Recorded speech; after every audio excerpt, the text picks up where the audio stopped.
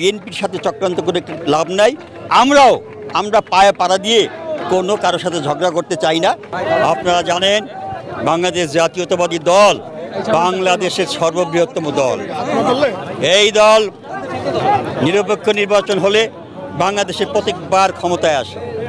আজকে দীর্ঘ 17 বছর যাবৎ বাংলাদেশ জাতীয়তাবাদী দল ফ্যাসিস্ট হাসিনার বিরুদ্ধে আন্দোলন করতে করতে আপনারা জানেন যে বিএনপির যে ক্ষতি হয়েছে, বাংলাদেশের সমস্ত দল মিলে যে ক্ষতি হয়েছে তার চাইতে অনেক বেশি ক্ষতি বিএনপির হয়েছে। বিএনপির বিরুদ্ধে একটি গোষ্ঠী চক্রান্ত করছে, যারা ক্ষমতায় আসতে পারবে না তারা ষড়যন্ত্র চক্রান্ত করে এই যে নির্বাচনের যে ডেট এটাকে কিভাবে পিছাবে এই জন্য চক্রান্ত করছে।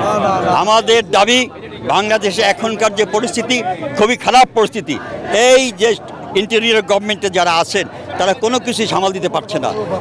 যেখানে মব হচ্ছে, খুন হচ্ছে, গুম হচ্ছে, সেখানে তাদের কোনো রকম তারা কোনো অ্যাকশন নিচ্ছে না।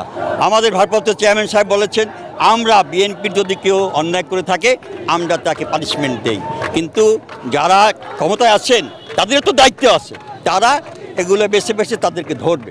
বিএনপি তো মানা করে নাই, কাজেই বিএনপির সাথে চক্রান্ত করে লাভ নাই। আমরা পায়ে পাড়া দিয়ে কোনো কারোর সাথে ঝগড়া করতে চাই না।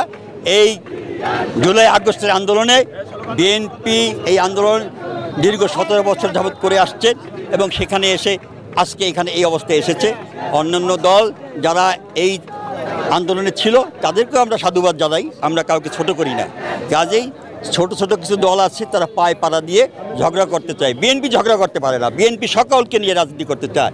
বিএনপি দল মত নির্বিশেষে সকলকে নিয়ে আগামীতে একটি সুন্দর সুষ্ঠু নির্বাচনের আমরা আশা করি। একটি নির্বাচিত সরকার ছাড়া এ দেশ কোনো রকমেই শৃঙ্খলা আসবে না।